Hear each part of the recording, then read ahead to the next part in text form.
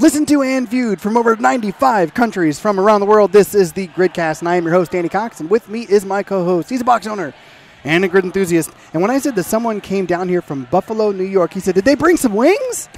His name is Conan Bruce. You know, I never know what you're going to say because I got guys, I don't. He doesn't all tell about me. The delivery, right? I tried. They're not always funny. No, that one was not funny. I was going for the single. I wasn't going for the home run. Okay. Well, we did have a guy drive down from Buffalo, New York. I know, it's crazy. You know what? Let's tell him why. Before we get into that, let's go ahead and start the show. We'll talk about it in quadrant number 1. See you there. We love to lift, laugh, and improve. This is Björk Odinsdatter.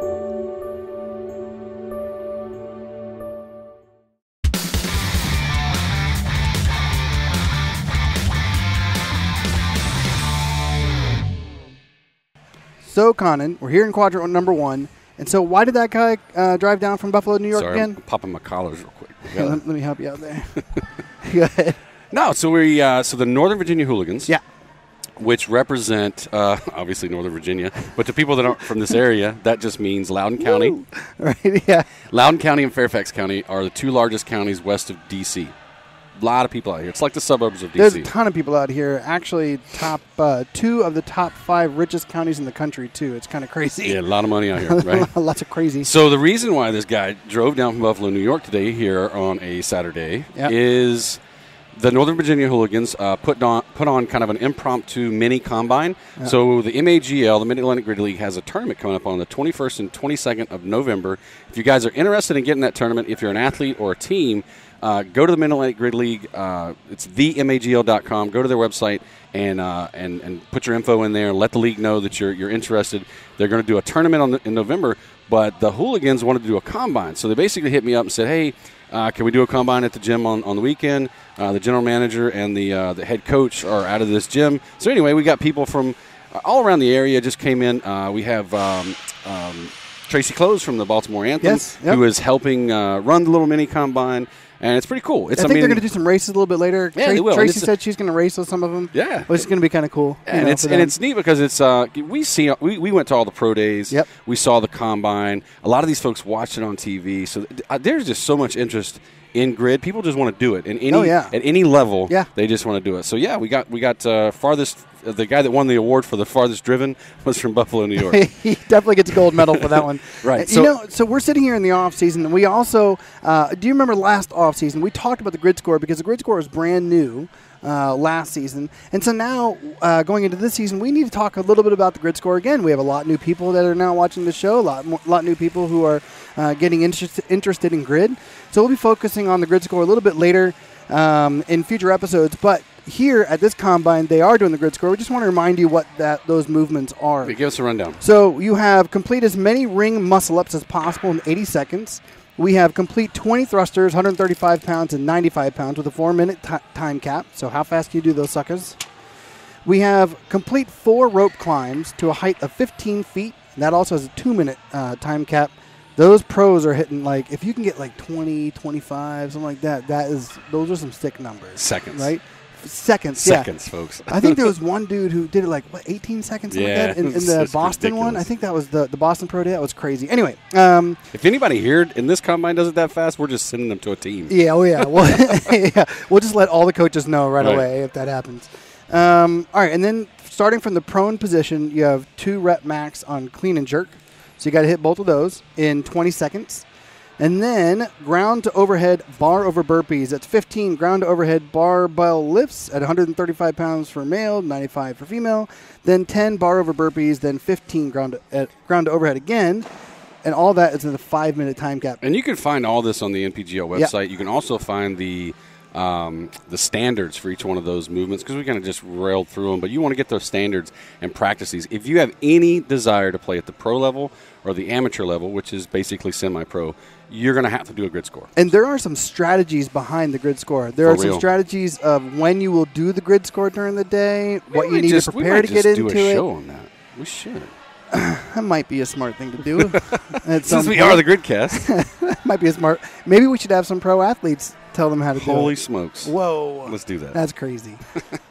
So what else is going on with this with Combine? So we have November 21st and 22nd is the actual tournament date. Yep, for the MAGL. Yeah. And be looking for dates, I think, from the Mid-Atlantic Grid League and from the Northeast Grid League. I'm pretty sure the MAGL will have their tentative dates for their 2016 season up this weekend or this week. Also, I think the NEGL is getting pretty close to putting their dates out. So if you guys are interested in keeping up with any of that, make sure you check out their websites. We've got some cool stuff coming up in Quadrant 2. Yeah. So are we ready to head on over there? Let's get on over to Quadrant 2. See you. All right, guys. Welcome to Quadrant 2.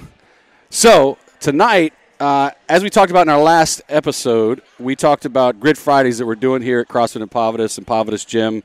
So what we've decided to do is we've gotten a lot of feedback from the folks that are doing the Match of the Week from gridleague.com. If you haven't seen that and you're watching this show, you obviously are interested in grid, you got to go check this out. So the Match of the Week is this little – so they put it in a PDF, and – you can download and print it out. I suggest you print it out and have it with you kind of as a go-by when you're doing these races. Also, this fancy little booklet is available online as a PDF on that same site. So it tells you all the rules about how to play grid. Between these two things, you're solid, okay? So let's come over here and take a look. What we do is we write out the race for all the athletes and the racers so they get to have an idea so they don't have to look at this little sheet of paper. But generally speaking, what we do is we break each race down. This is a Grid 3 format. So when you get down to this level of play, having an 11-race, 2-hour format, it's just not going to work, right? So this is perfect. This is 4 minutes each race. You're talking about 12-minute investment, transition times built in. You're done with a whole match in about 15 minutes. Here at in Providence, we've run through – I want to say we do about 4 matches an hour, so 8 matches total. We do 2 hours on a Friday night. But you guys can do this any time of the week. You can do it on the weekend. This is a great thing for gyms out there. If you own a gym or if you're a member of a gym, and most of you are, talk to the gym about doing this because it's real easy to set up. You don't have to have the fancy Eleiko grid rig. All you need is your regular box equipment that you have. You need some flat surface, and you can play some grid, right? So these guys are getting ready for the next match. We just had 2 teams go and run. But so one of the things we're going to do on the Gridcast is we are going to break down these Match of the Weeks and give you guys some tips on how to – one thing is how to set them up, how to make it easy logistically. 2, from an athlete's perspective, how to kind of attack the races. So, for instance, tonight – these guys and gals, they're doing a Grid 3 match format. The first race is an echo. It's not the same kind of echo that we would see in a pro match. It's a 4-minute time cap. The whole echo is done twice within that 4 minutes. So a team will run through the race. They'll take a 30-second rest, and they'll run through it again. They've only got the 4 minutes to do that, right? So how you approach that is very strategic, meaning your transitions have to be on point. There's no time for rest. This is grid speed, right? So the athletes have got to move. They've got to transition. They've got to be talking. They've got to be communicating, all just like they do in the pro levels. I love how they've taken the echoes and put them into the Match of the Week. It's a little hard to kind of understand sometimes, and that's where we're going to come in and help. So the league is doing a great job of putting this together. We're going to kind of add our 2 cents, do some analysis, and give you guys tips on how to do it better. Make sure to keep up with us on the show, and you're going to get all the tips and ways to have fun playing grid. Make sure you go to gridleague.com, download the PDFs, download the large booklet. It doesn't look like this, obviously, when you print it off on your computer, and you guys can be having fun just like these guys. So until next time, we'll see you. Hey guys, welcome to Quadrant 3 of the Gridcast. I'm really excited about our next guest. He's a 2-time champion with the DC Brawlers for the NPGL. His name is Ken Battiston. Thanks for joining us on the show. Hey man, what's up? So, 2-time champ, that's pretty amazing, and it's got to be a great feeling for you. Take us through that moment. What was it like, hoisting that trophy up with the team? Well, it was pretty neat. We did it in year 1. And I think year 2, the trophy was like 100 pounds more than it was in year 1. So, Well, the first one, let's be honest, the first one looked like it was like someone who won the big cheerleading competition, like trophy, right? yeah, Down at Disney yeah, World. we'd kind of joked it was from like a high school bowling championship or something from the 70s. So, Yes. we, to see this one this year, it looked really good. It was a good step up. Oh, this one was legit. I mean, when you have like actual knurling of the Eleiko bar that's inside there, that's pretty legit. Can't go Yeah, wrong there. when you see Christos Wall struggle to pick it up, then you know it's pretty heavy duty. I tried to pick it up, and that was It's a really little heavy. bit of a struggle. Yeah, But I did. You know what I did do though is I picked up a cork from the champagne bottles that's that were good. spraying everywhere, and so I kept it with me because I want to go around to the team and get some autographs because I thought That's that'd be good. kind of a cool little keepsake for you guys. So Yeah, okay, so what's going on in the off season? What do you got planned? Right now it was taking some time off and just kind of getting back to a good base level where I felt healthy and felt like I wanted to train every day. Has Um, that been a struggle lately? I mean, the grid season is just so intense, and you don't want to let your teammates down, you don't want to let the fans down, your coaches. So you would maybe push through some things that you might not, and at the end of the season, it just takes a toll on you mentally and physically, and you just need some time to recharge the batteries. So doing that, and the fact that I just started a CrossFit gym. Oh, you did. Well, plug the CrossFit gym. Yep, so just started that. So coming off the season, went straight into getting all that done. It was a little interesting. What is the CrossFit gym's name? Where's the location? How can they find you? So it's called CrossFit Skyfall. It's in Is it Skyfall Springbrook. like from 007? It's the same name, yeah, but it's got a different meaning behind it. So it means the word Skyfall means to make your last stand against a group of people make your last stand against a group of people on your home turf. So Nice. All right, that's cool. I like yeah, it. so if you see the movie, then it actually makes sense now. And Like then going we into also, battle. I like it. yeah. So we kind of liked it anyway, just to represent that camaraderie, maybe kind of thing. And And so it's city and state. so it's in Springboro, Ohio, and you can find us at www.crossfitskyfall.com, and that's the same with our Facebook page and Instagram page, just CrossFit Skyfall. Now, how's that going? I know that being a gym owner can also take a lot out on you as well, and I know it's exciting and it's awesome. But the other co-host on the show is Con, and he and I are obviously good friends. Outside of the Gridcast too, and I hang out in his office all the time, and business partners outside of that, right? Of course. Yeah. So I do see that it's tough. It's tough to actually do that. How do you balance that and train at the same time? It's kind of finding priorities, and if you had something planned for the day, maybe something else comes up with a client, or you need to go to a meeting or try to promote the gym, you got to figure out what you can get done, and then as far as training wise, and what needs to be done from the business point. So, it's kind of just finding that balance. Some things get sacrificed training where maybe you want to do like this auxiliary piece, but that 10 to 15 minutes could be spent handing out flyers or making phone calls or doing whatever, helping a client out, something like that. Right. And so maybe you don't get to it that day, so you got to try and do, I guess, as much as you can with still having that balance. Yeah, that's got to be tough. It definitely has to be tough trying to balance it because I know that Conan has difficulty trying to find time actually to get out there as well. He does. He finds his time, but not as much as I know that you guys demand. You guys need a hell of a lot of training to keep up with being the top tier of the sport.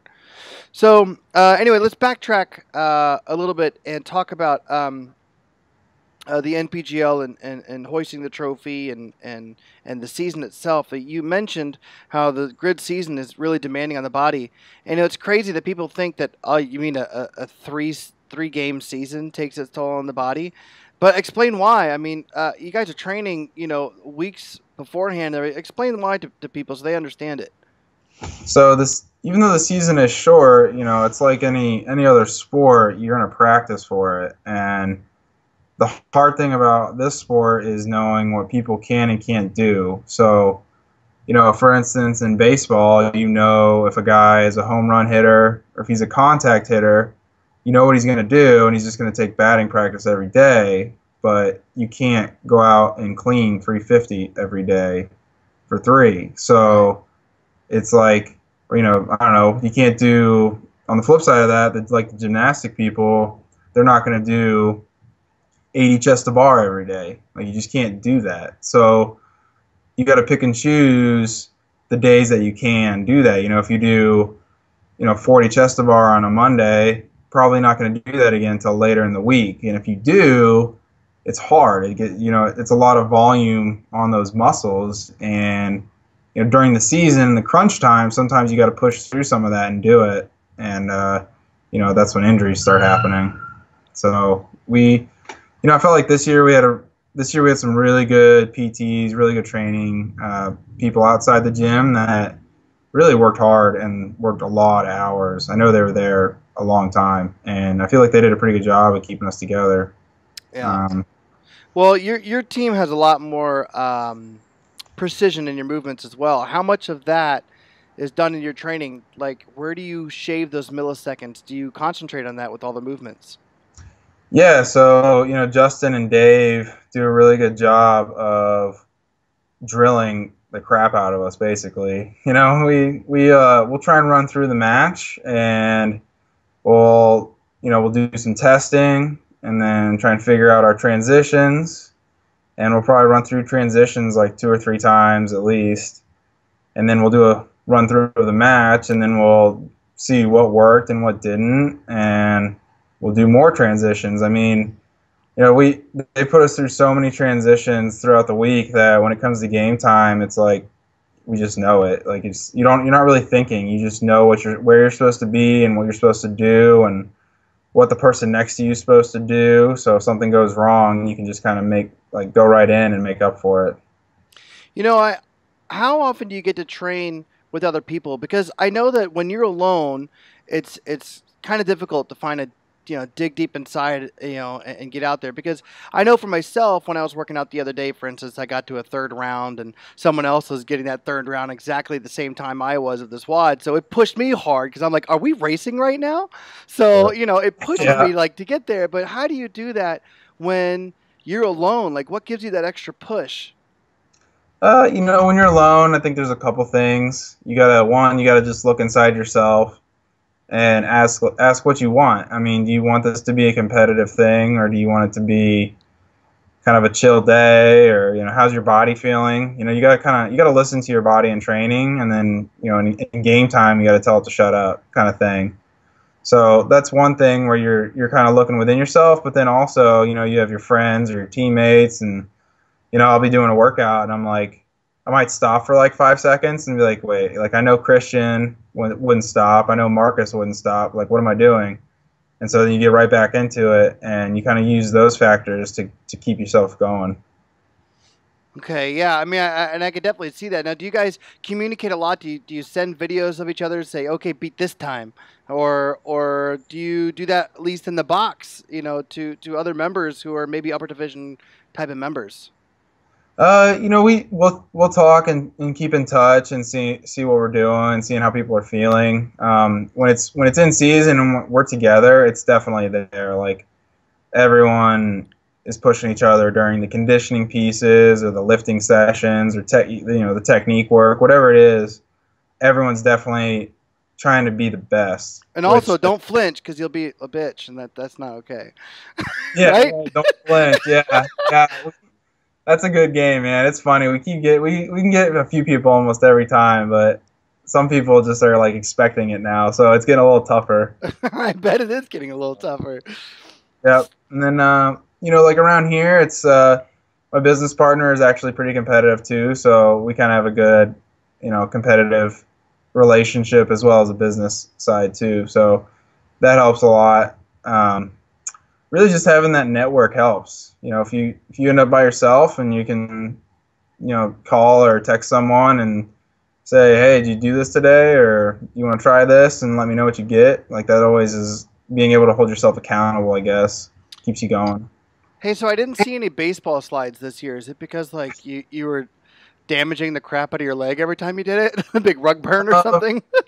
No. So last year I did it. I think in the first win we ever had, and Collar told me to not do that again until the finals.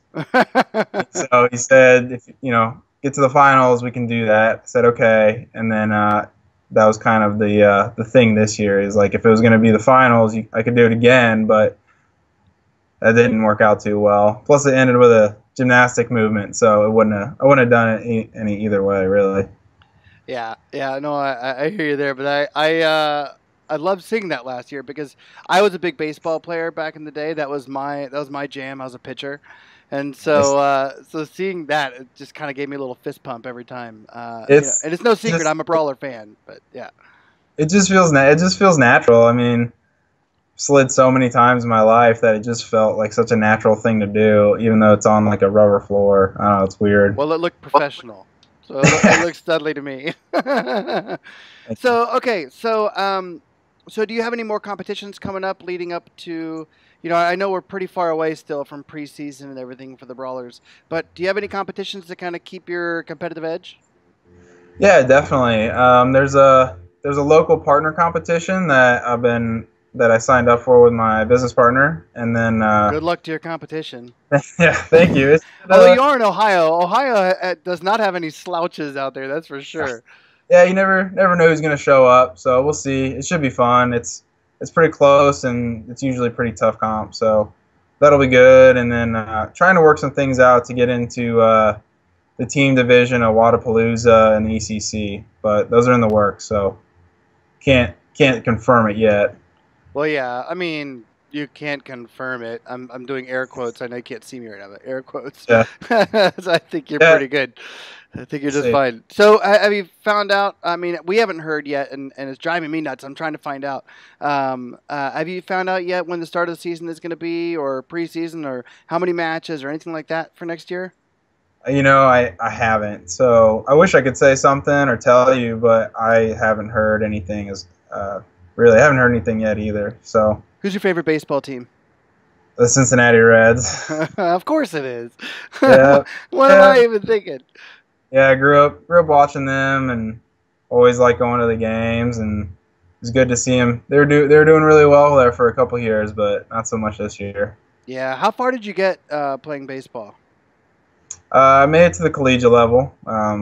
Played every year in college, and then after that, I would have loved to have got a shot at playing in the minors, but didn't happen. And found my way to CrossFit, and then found my way to the NPGL. So that's awesome. Well, I'm really glad you're at the NPGL because it's been really exciting to see you. Well, thanks a lot for joining us on the show. I really appreciate you coming on, and good luck on this offseason. Good luck in that little competition, that local one that you got. And if you can get down to Wadapalooza, I can't wait to read about it and hear all about it, man. Thanks a lot for joining us. I appreciate it, man. Thank you. All right, see ya. All right, see ya.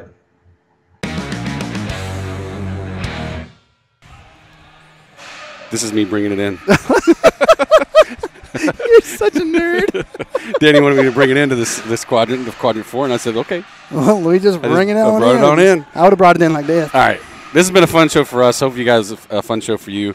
We are going to be doing those regular kind of match of the week rundowns. We might not do in order, right, that they come out on the website, because we're hearing is a lot of people are doing kind of what we're doing and cherry picking them just based on what we kind of feel like will go for that night. Yeah. So be looking out for those. It should be fun for you and us. Heck yeah. What else is going on? Look, gridshapetraining.com was a huge success for us this last go-around. Nicole Caperso from the Miami Surge helped us out with the nutrition program. Or we helped her out. We helped her out, right. She's the one doing it. That's true.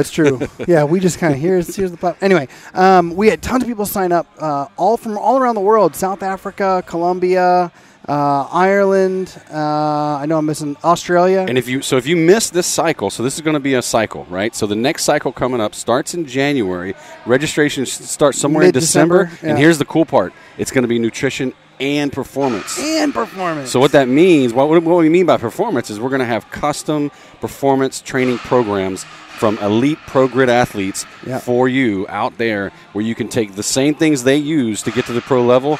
They're going to be giving you the same kind of programming. Yeah, basically what it is going to be an online seminar teaching you how to get better at the sport of grid, efficiency of movements, transition times. We're talking about all different kinds of stuff that are going to be wrapped in. So not only do you get this seminar, but you also get the programming. But then, let's say you identify yourself as a utility player, a barbell specialist, or you are a body weight ninja, right? You can say whatever it is. We're going to have programming specifically for you by the elite professional grid athletes out there. Yeah, and the ones that, that is their specialty. Right. You're going to get barbell stuff from a barbell person. Right. It's going to be sick. It is going to be sick. So we're really excited that we're working on that right now. And if you don't already, can you please follow Danny on Facebook? No, it's good. Follow Gridcast. Yeah, follow Gridcast on Instagram and on Facebook, and also GridShape Training at GridShape Training on Instagram as well. Okay, guys. So until next time, this has been an awesome show, by the way. Until next time. I had fun with you today. Yeah, I had fun too. Can we go for a beer? Yeah, absolutely. Nice. But first, clean up your jerks and snatches, drink your beer in batches, and always dominate your grid matches. See you guys.